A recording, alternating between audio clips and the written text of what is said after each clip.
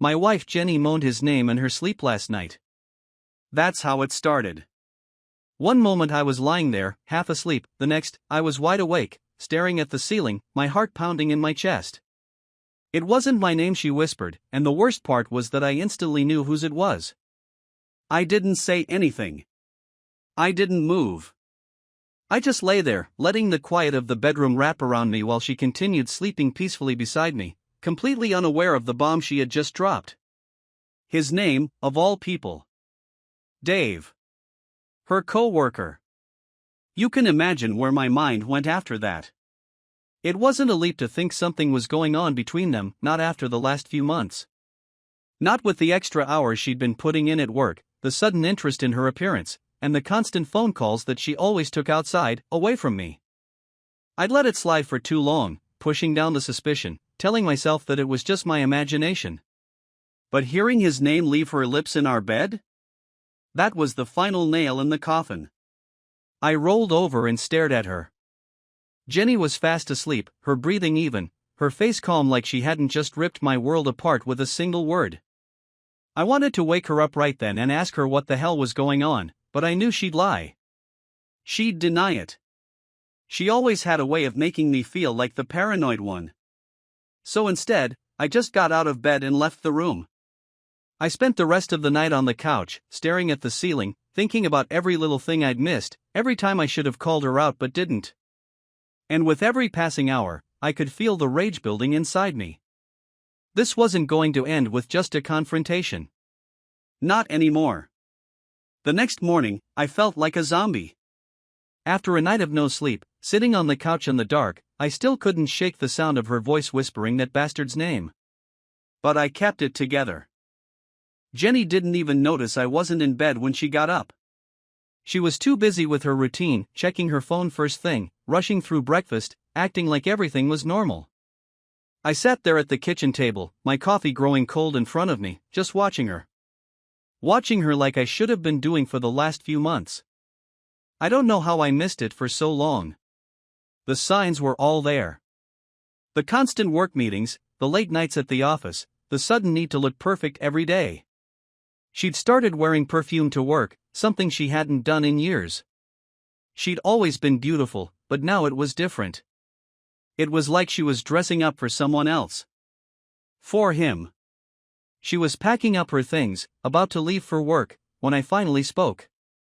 You moaned in your sleep last night, I said, trying to keep my voice casual, even though the words felt like fire on my tongue. She froze, her hand still on the zipper of her purse. What? You moaned his name. Her eyes flickered for a second, like she was processing it. But then she just shrugged and turned back to her purse, not even meeting my gaze. I don't know what you're talking about. I clenched my jaw, holding back the urge to slam my fist down on the table. That was her way of dealing with things, pretending nothing happened, brushing it off like it was no big deal.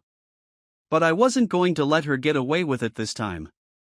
You said Dave's name, I said, leaning forward, trying to get her to look at me. In your sleep. Loud and clear. She zipped up her purse and finally looked at me, her expression blank. You must have been dreaming. There it was.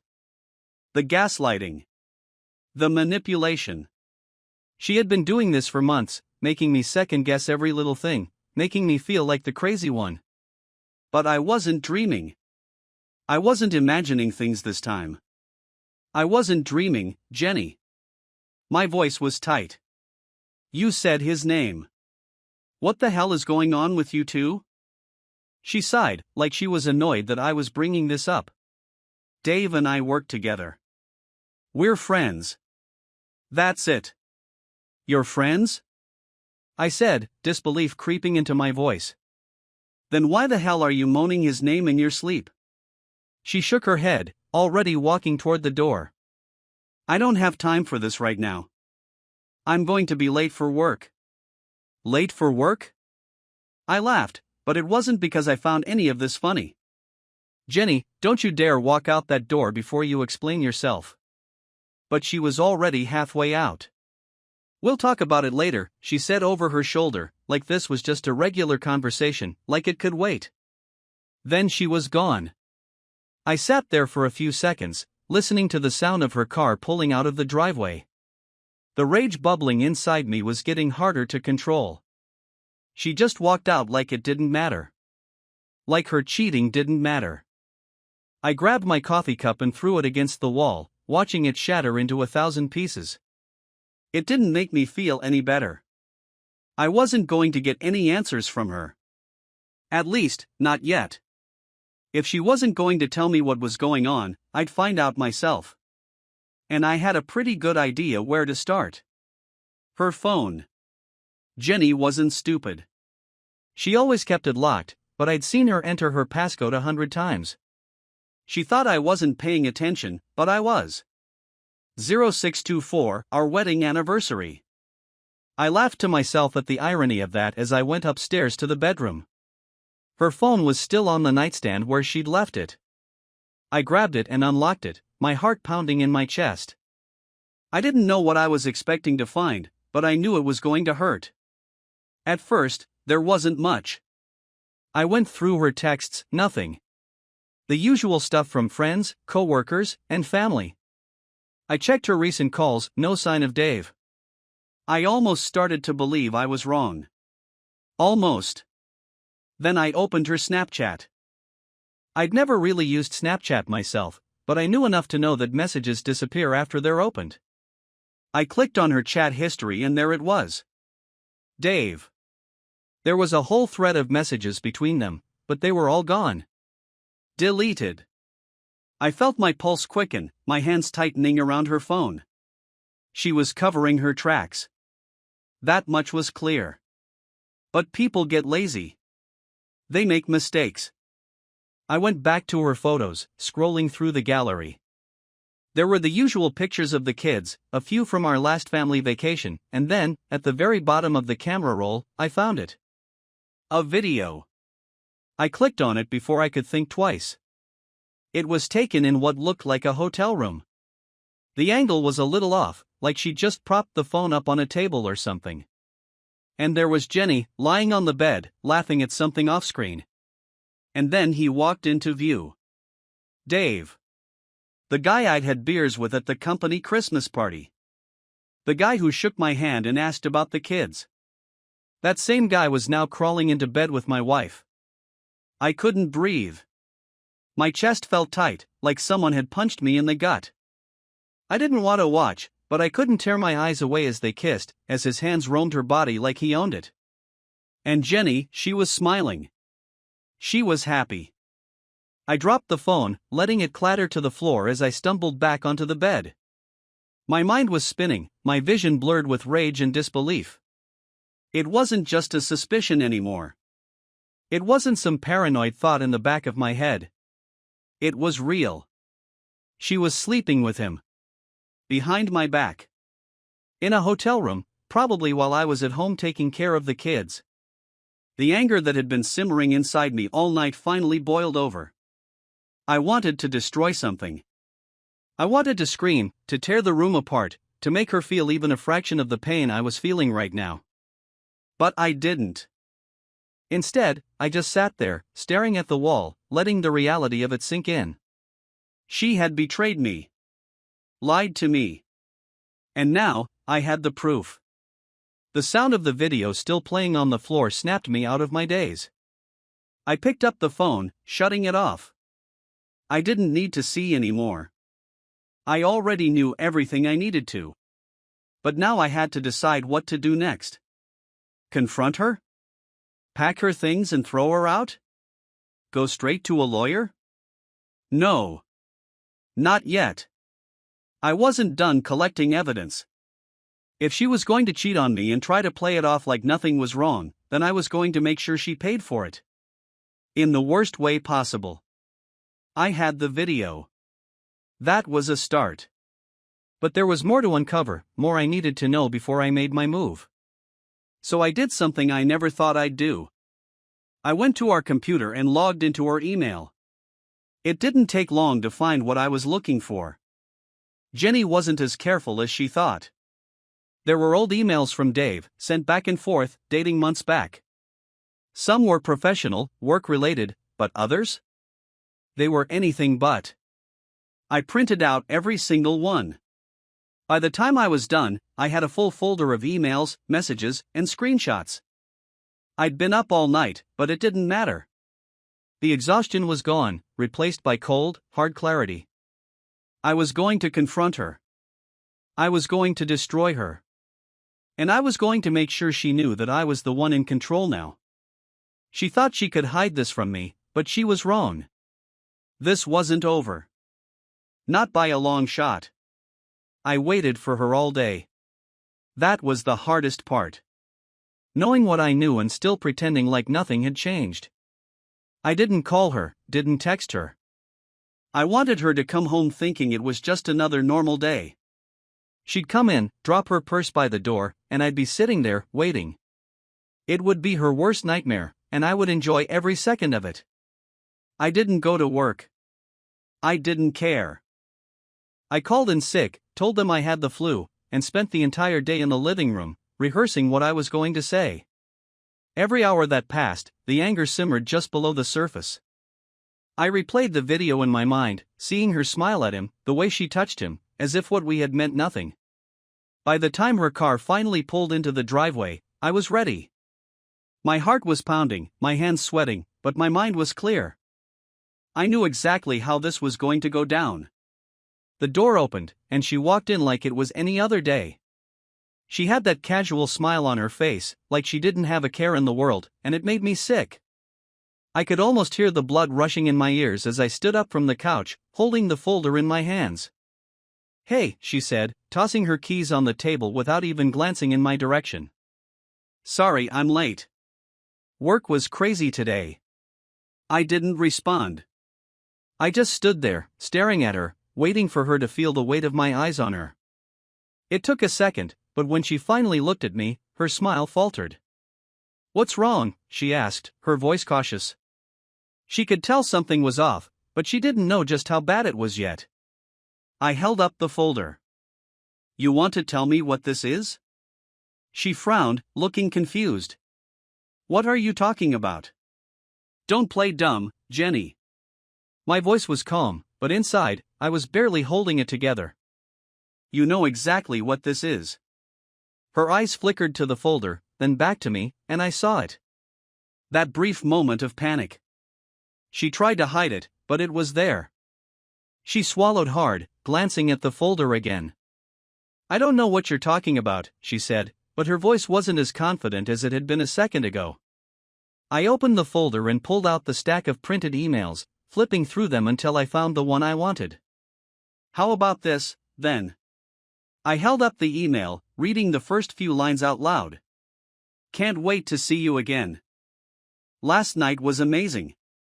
Let's meet at the same hotel next week." I looked up at her, waiting for her reaction. That ring a bell? Her face went pale. She stared at the email like it was a bomb about to go off, and in a way, it was. She didn't say anything at first, just stood there frozen, her mind probably racing, trying to figure out how to get out of this. But there was no getting out of it. I had her, and she knew it. "Where did you get that?" she finally asked, her voice barely a whisper. "Does it matter?" I snapped, tossing the email onto the coffee table. "I've got plenty more where that came from." She took a step back, her eyes darting around the room like she was looking for an escape. But there was no escape. Not from this. "Is it true?" I demanded, my voice rising. "Are you screwing him behind my back?" She opened her mouth to say something, but no words came out. I could see the gears turning in her head, trying to come up with some kind of excuse, some way to weasel her way out of this. But there was nothing she could say that would make this okay. "Answer me!" I shouted, my voice echoing through the house. "Yes," she blurted out, tears welling up in her eyes. "Yes, it's true, okay? I've been seeing him." The admission hit me like a freight train. Even though I knew it, even though I had the proof, hearing her say it out loud made it real. It wasn't just in my head anymore. She was cheating on me. I clenched my fists, trying to control the rage that was boiling up inside me. I wanted to throw something, to break everything in this house that reminded me of her. But I didn't. I wasn't going to lose control. Not yet. How long? I asked, my voice low, dangerous. How long have you been lying to me? She hesitated, wiping at her eyes. I don't know, she whispered. A few months, maybe. A few months? I laughed, but there was no humor in it. A few months of sneaking around, lying to my face, and you don't even know how long it's been? She didn't answer.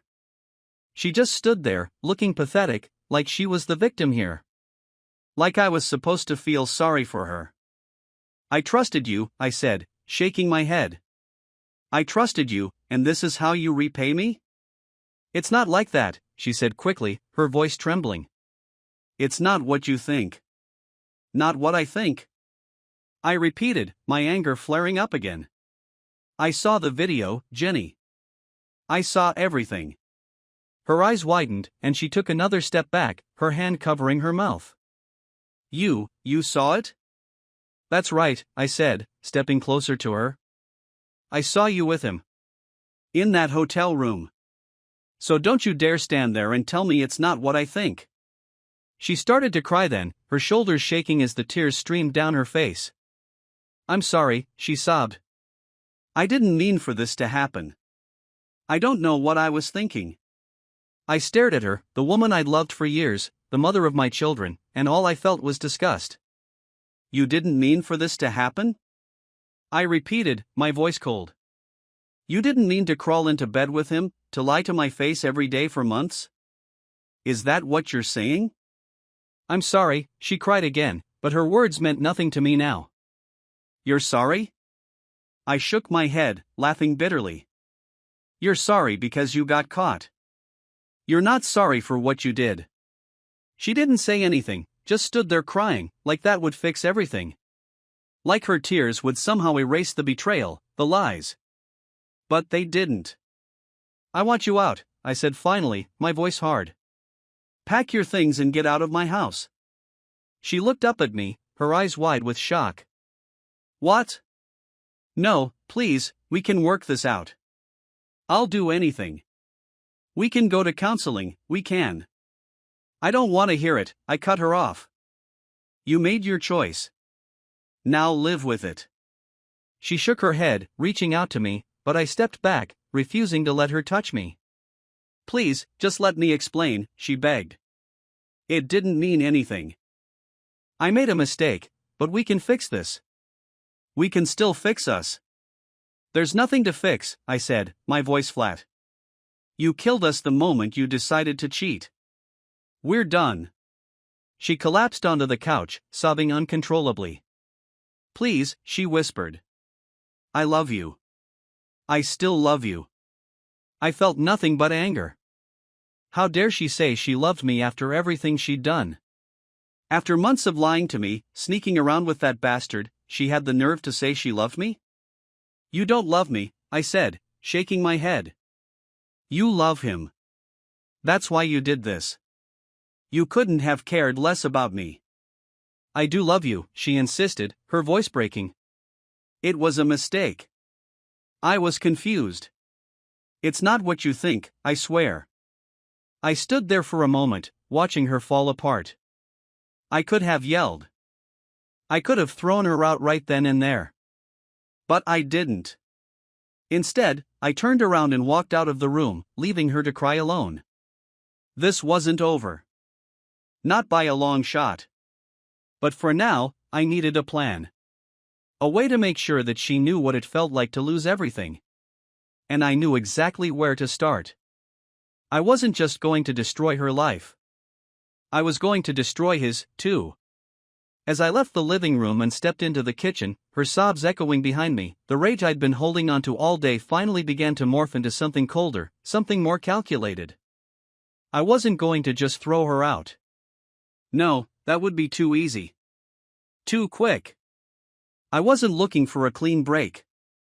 I wanted her to feel every inch of pain she'd caused me. She thought she could cry her way out of this, that her tears would make me forgive her. But she didn't understand. This wasn't about forgiveness. This was about making sure she regretted every second she spent with him. It wasn't just about her betrayal, it was about the years I'd invested in our marriage, the trust she shattered, the life we built that she took a sledgehammer to. So I started making calls. I called the lawyer first, a shark I'd met years ago through a friend who had gone through his own nasty divorce. A guy who knew every trick in the book and wasn't afraid to play dirty. This wasn't going to be a simple sign the papers and move on deal. Jenny wasn't going to walk away from this marriage with anything more than the clothes on her back. He picked up on the third ring. "Eric, it's me. I'm ready to move forward. Today." There was a pause on the other end before he spoke, his voice calm but direct. "You're sure?" "Yeah, I'm sure." Eric had been waiting for this call. I consulted him a few weeks back when I first started suspecting something was off, before I even had the video. He'd told me to gather as much evidence as I could, to be smart about it. I hadn't told Jenny, but I'd been making quiet moves for a while now. Preparing, just in case. Now, I was ready to pull the trigger. "Okay," he said. "Let's talk details." We spent the next half hour discussing the plan. Eric was meticulous, going over every angle, every possible outcome. He told me how we were going to freeze our joint accounts so she couldn't touch a penny. We'd move fast, catching her off guard. By the time she realized what was happening, it'd be too late. "You want full custody of the kids?" he asked. "Absolutely," I said, not even hesitating. There was no way I was going to let her drag our children through this mess. They didn't deserve that. And frankly, I didn't trust her to be a stable presence in their lives anymore. Not after what I'd seen. "Good," he said. "We'll file an emergency motion for temporary custody. With the evidence you've got, it shouldn't be a problem." We went over the finer points, splitting the assets, dividing the house, and Eric assured me that, with what I had on her, I'd come out on top. She wasn't going to get the house. She wasn't going to get the kids. And I'd make damn sure she wasn't going to get alimony either. By the time I hung up the phone, my plan was in motion. All I had to do now was sit back and wait for the fallout. But I wasn't done with her yet. Not by a long shot. I walked back into the living room, where she was still sitting on the couch, her face red and blotchy from crying. Her eyes were wide and filled with panic when she saw me. She must have thought I was going to throw her out right then and there, but that wasn't the plan. Not yet. "Pack a bag," I said, my voice cold and detached. "You're leaving." Her mouth fell open, and for a second, she looked like she was about to argue, but I held up my hand to stop her. "I don't want to hear it, Jenny. You're leaving this house tonight. Go stay with your parents, a friend, I don't care. But you're not staying here. Please," she begged, her voice hoarse from crying. "Let's talk about this. We can fix it." "Fix it?" I laughed, shaking my head. "You can't fix this. You didn't just make a mistake, Jenny. You made a choice. A choice to throw everything we had away. So now you can live with the consequences." She started crying again, but this time I didn't even look at her. I turned away, walked into the kitchen, and grabbed my phone. I sent a message to my friend Tom, asking him to come by in an hour. I needed him to witness what was about to happen. This wasn't going to be a private meltdown. I wanted people to know what she had done, how far she'd fallen. Jenny stood up from the couch, still shaking, still sobbing. "Please," she whispered. "Just give me a chance to explain." "There's nothing left to explain," I said, my voice flat. "You had your chance. Now, pack your things." She turned and walked up the stairs, her footsteps heavy, defeated. I followed her, watching as she went into our bedroom and started pulling clothes out of the closet. I could see the hesitation in every movement, the way she glanced at me like she was hoping I'd change my mind. But I wasn't going to. Not this time. When she was done, she stood there holding a small suitcase, her eyes red and swollen. "Where am I supposed to go?" she asked, her voice barely above a whisper. "Not my problem," I said, crossing my arms over my chest. You made this mess. You figure it out. She nodded, her lip trembling as she walked past me, dragging the suitcase behind her. I didn't say another word. I didn't need to. She knew exactly what she had done. And now, she was paying the price.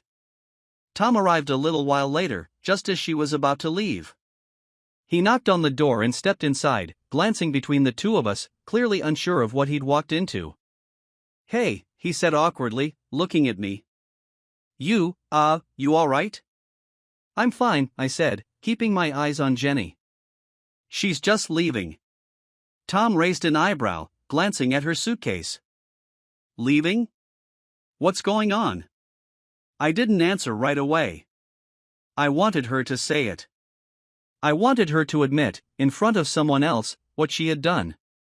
So I just stared at her, waiting. After a few moments, she finally looked up, her voice barely audible. I cheated, she said, her words almost choking in her throat. I cheated on him.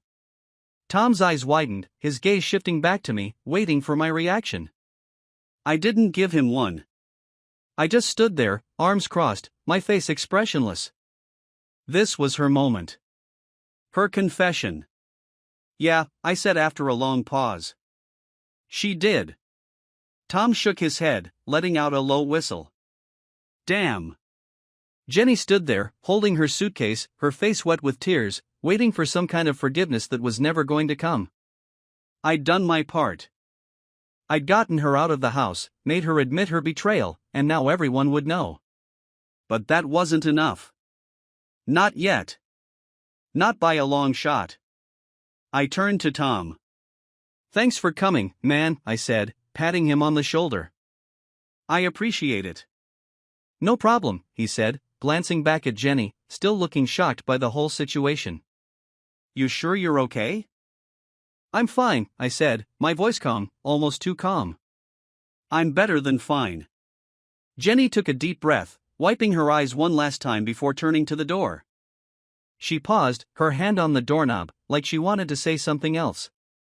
But I wasn't going to give her the satisfaction of hearing anything more from me. Goodbye, Jenny, I said, my voice final. She looked back at me, her eyes pleading, but I just shook my head. There was nothing left to say. She opened the door and walked out, closing it softly behind her. For a moment, I stood there in silence, listening to the sound of her car pulling out of the driveway. The house was quiet. Too quiet. But it didn't matter. I had her exactly where I wanted her. Out of the house. Alone. Miserable. And that was just the beginning. With Jenny out of the house, the next step was clear. It was time to deal with Dave. The prick had walked into my life, smiled at me, shook my hand, pretended to be my friend, all while sneaking around with my wife behind my back. I wasn't going to let him get away with it. If Jenny thought this was over just because she was out of the house, she had no idea what was coming. This was only the beginning. The plan to get Dave wasn't some spur-of-the-moment decision. I'd been thinking about it for weeks, ever since I first started piecing together that something was off. I just didn't have all the pieces until now. Now, with the proof I had, I was ready to make him pay. I pulled out my phone and started scrolling through my contacts until I found the one I was looking for. It was a guy named Greg, someone I hadn't spoken to in a long time. We used to work together, back when I was doing a different kind of work that required you to get your hands dirty. Greg wasn't just any guy, he specialized in making people's lives miserable without breaking the law. A private investigator who didn't shy away from bending the rules when necessary. Greg picked up after a couple of rings. Well, he said, his voice casual but curious. If it isn't my old buddy. Haven't heard from you in a long time. What can I do for you? I've got a problem, I said, cutting straight to the point. And I need your help. Problem, huh? Sounds interesting. What kind of problem? Let's just say there's a guy who's been messing with my wife. I need you to dig into his life, find out everything about him. His job, his personal life, any dirt you can find. Greg chuckled on the other end. Ah, the classic revenge on the other guy scenario. I like it. What's his name? Dave. I gave him Dave's full name, his workplace, and anything else I could think of that might help. I want to know where he lives, where he goes, who he talks to. I want to know every single detail of his life. Greg paused for a second, probably taking it all in. All right. I'll get on it. Give me a couple of days, and I'll have something for you. That's not good enough, I said, my voice cold. I want it by tomorrow. Tomorrow? Greg sounded surprised. You don't mess around, do you? Fine, I'll pull an all-nighter if I have to. But it's gonna cost you. I don't care about the cost. Just get it done. We hung up, and I could already feel a sense of satisfaction building inside me. Greg was good at what he did, and I knew he'd come through. By tomorrow, I'd have everything I needed to completely dismantle Dave's life. But I wasn't going to sit around and wait. I needed to make sure that when Greg came through with the information, I was ready to strike. So, I spent the next few hours doing my own digging. I scoured social media, looking for any trace of Dave online. It didn't take long to find him, he wasn't exactly discreet. His Instagram was full of pictures of him at the gym, hanging out with his buddies, and, of course, at the office where he worked with Jenny. It made me sick to see how happy he looked, like he didn't have a care in the world, like he wasn't tearing apart my life with every sleazy smile he gave my wife. The more I looked, the more I hated him. But I kept my cool. This wasn't about rage anymore, it was about precision.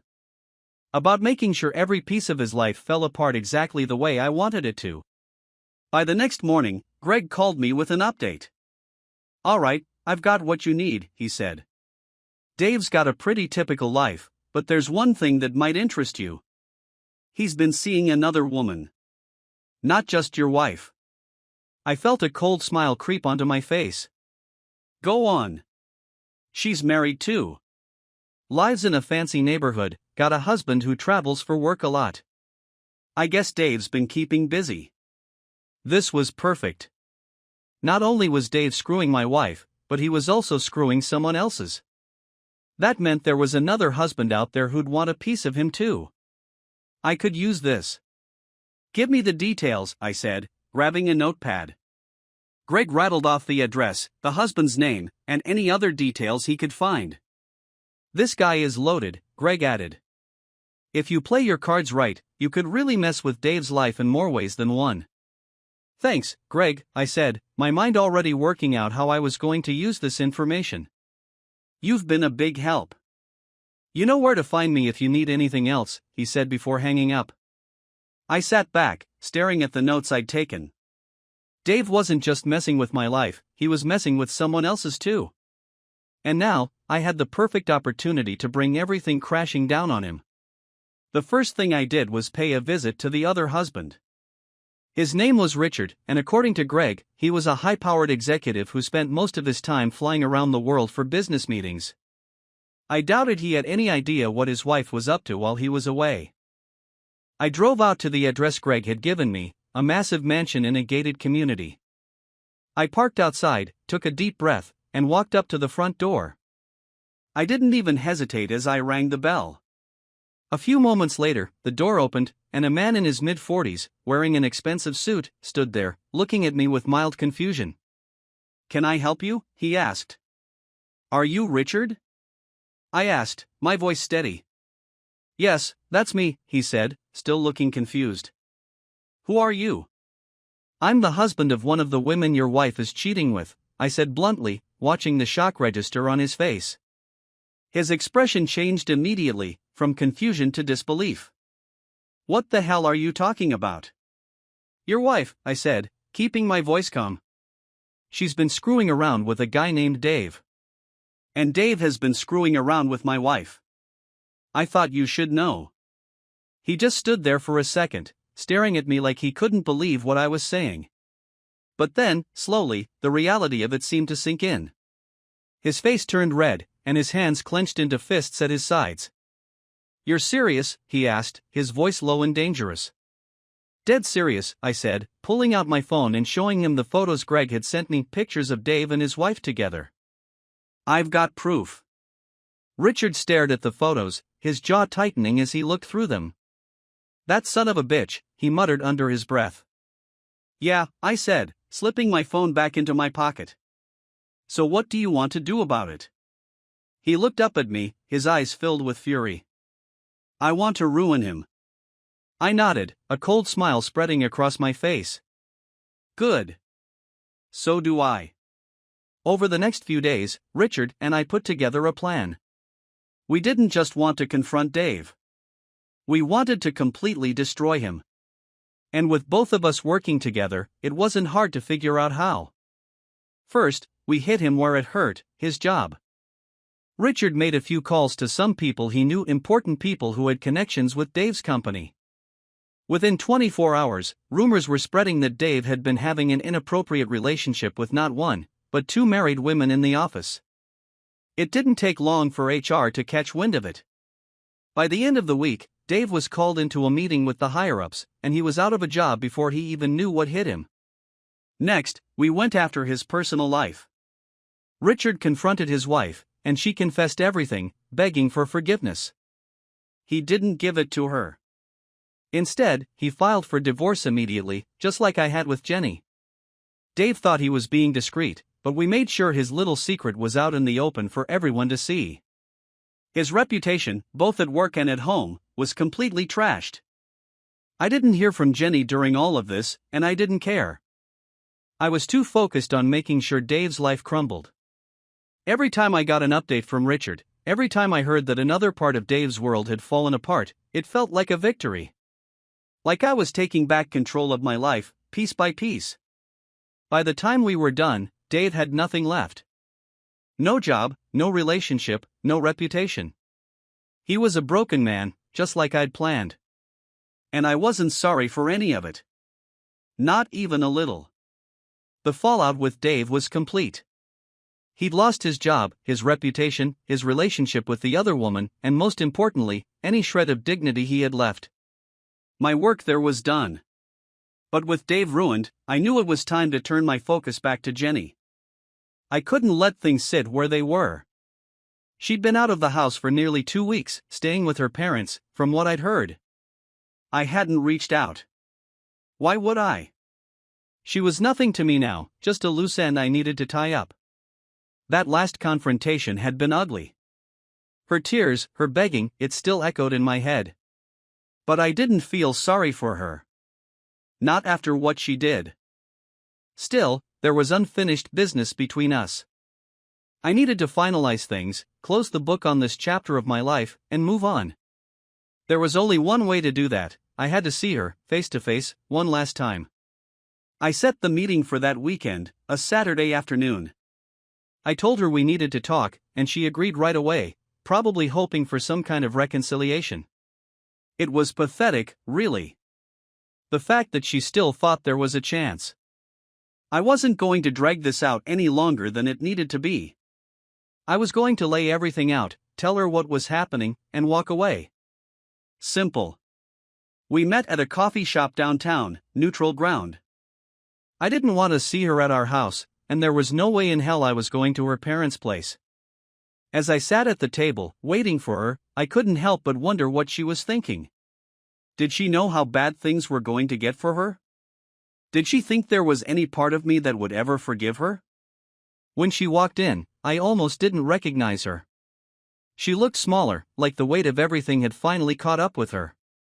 Her eyes were tired, her hair pulled back into a messy bun, and she wasn't wearing the bright, put-together outfits she'd worn to work every day. She looked like someone who hadn't slept in days. Good. She spotted me and hesitated for a second before walking over. I didn't stand up or acknowledge her beyond a glance. She sat down across from me, biting her lip nervously. I didn't say anything, just stared at her, waiting for her to speak first. "Hey," she said softly, her voice barely audible over the hum of the coffee shop. "Thanks for agreeing to meet me." I didn't respond, just kept staring at her, waiting for her to get to the point. I know things have been really bad," she continued, fumbling with the edge of her sleeve. "I've made a lot of mistakes. And I know I hurt you, and I'm so sorry for that." I leaned back in my chair, crossing my arms. "You're sorry? Is that it? That's all you have to say?" She flinched at the coldness in my voice, but nodded. "I've been thinking about everything, and I know I can't take back what I did. I was selfish, I was stupid, and I ruined everything. But I want to try to make it right." "Make it right?" I laughed, shaking my head. "You think you can make this right? After what you did?" "There's no making it right, Jenny. You killed us. You made that choice when you decided to screw Dave behind my back." Her eyes filled with tears, but I wasn't moved. I was tired of her crying, tired of her guilt. It didn't mean anything anymore.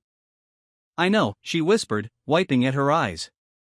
"I know I ruined everything. But I still love you, and I'm willing to do whatever it takes to fix this. Please, just give me a chance." I stared at her, my mind racing with everything I wanted to say. There was a part of me, buried deep down, that remembered the good times. The early years of our marriage, when things were simple, when I thought we were happy. But that part of me was dead now. Killed by her betrayal. "I don't care if you still love me," I said, my voice cold and sharp. "That doesn't change anything. Love doesn't erase what you did. It doesn't undo the lies, the cheating, the months of sneaking around. You had your chance to fix things, Jenny. That time is gone." She shook her head, her hands trembling as she reached across the table toward me. "Please," she begged. "We can go to therapy, we can work through this. I'll do whatever it takes. I'm begging you, just give me another chance." I stared down at her hand, then back up at her face. "I'm not interested in therapy. I'm not interested in giving you another chance." Her face crumpled, and she pulled her hand back, her shoulders shaking as she tried to hold back sobs. It was pathetic. I had nothing left to give her. No pity, no sympathy, nothing. "I've already filed for divorce," I said, watching her reaction closely. "You'll be served the papers in the next few days." Her head snapped up, eyes wide with shock. "Divorce," she whispered, as if she hadn't been expecting it. "No, please, we don't have to do this. We can fix it." "Stop saying that," I interrupted, my voice cutting through her like a knife. "We can't fix anything. You broke us. This is the consequence of your actions, Jenny. You don't get to play the victim now." She stared at me, her eyes filled with desperation. "But the kids. What about the kids? We can't put them through a divorce. It'll destroy them." "The kids will be fine," I said, my voice steady. "They'll live with me. I've already filed for full custody." Her jaw dropped, and for a second, I saw real fear in her eyes. "Full custody," she repeated, shaking her head. "No, you can't do that. You can't take them away from me. I'm their mother." "I can, and I will," I said flatly. "I've already spoken to my lawyer. With the evidence I have, you won't stand a chance in court. You'll be lucky if you get supervised visits." Her face went pale, and for the first time since she walked in, she seemed to realize just how bad things were. She wasn't going to be able to cry her way out of this one. She wasn't going to get sympathy from the courts, not after everything I had on her. "But I love them," she whispered, her voice breaking. "I'm a good mother. You can't do this to me." "You should have thought about that before you decided to cheat," I said, my voice harsh. "You made your choice, and now you have to live with the consequences." She broke down completely then, sobbing into her hands, her entire body shaking with the weight of it all. I didn't feel sorry for her. Not anymore. This was the bed she made, and now she had to lie in it. I sat there for a few minutes, watching her fall apart, waiting for her to pull herself together enough to speak. Finally, after what felt like an eternity, she lifted her head, her eyes red and swollen. "So that's it?" she asked, her voice barely above a whisper. "We're really done?" We've been done for a long time, Jenny, I said, my voice cold and final. You just didn't realize it until now. She wiped at her eyes again, sniffling as she tried to compose herself. And the kids? You're really going to take them from me? They deserve better, I said simply. They deserve a parent they can trust. She nodded slowly, her face a mixture of devastation and resignation. I understand, she whispered. I don't like it, but I understand. For the first time in weeks, I felt a sense of closure. I had said everything I needed to say. There was no going back, no fixing what was broken. This was the end of our story. I'll have the lawyer send over the papers, I said, standing up from the table. You'll need to sign them. She didn't say anything, just nodded, her gaze fixed on the table in front of her. I turned and walked away, leaving her sitting there, broken and alone. This was the last time I'd ever see her like this, the last time I'd ever let her hurt me. As I stepped outside into the cool afternoon air, I felt a strange sense of relief. It was over. The marriage, the lies, the betrayal, it was all behind me now. I had done what I needed to do. I was free. And as for her? She'd live with the wreckage of what she'd done for the rest of her life. I walked out of the coffee shop and didn't look back. The conversation with Jenny was over. The marriage was over. It felt final, and that was exactly what I needed. There was no satisfaction in it, no joy in seeing her broken like that. Just cold, hard relief. The kind that comes when you finally put an end to something that's been slowly killing you. But as I drove home, it started to hit me. The kids. How was I going to explain this to them? I'd already filed for full custody, already taken the steps to make sure Jenny couldn't be a part of their lives the way she used to be. They didn't know what was coming. And as much as I hated her for what she did, I couldn't deny that she was their mother. I pulled into the driveway, turned off the car, and just sat there for a minute. The house was quiet. It had been ever since Jenny left. The kids were staying with my parents for the weekend, and I knew I had to go pick them up. But what was I supposed to tell them? Mom's not coming back? Mom cheated, so we're getting a divorce? There was no easy way to explain this kind of thing to a 7-year-old and a 10-year-old. I'd been avoiding that conversation. Telling myself I needed to wait until the legal stuff was sorted out, until I had everything in place. But the truth was, I just didn't know how to break it to them. I sat there for a long time, staring at the house. Our house. The one we bought together when we thought we were building a life. It felt empty now. Even when the kids were there, it felt different. Like something vital had been ripped out of it. And maybe it had. Maybe the moment Jenny made the decision to cheat, everything we built had started to crumble, piece by piece, and I'd just been too blind to notice. I finally got out of the car, grabbed my keys, and headed inside.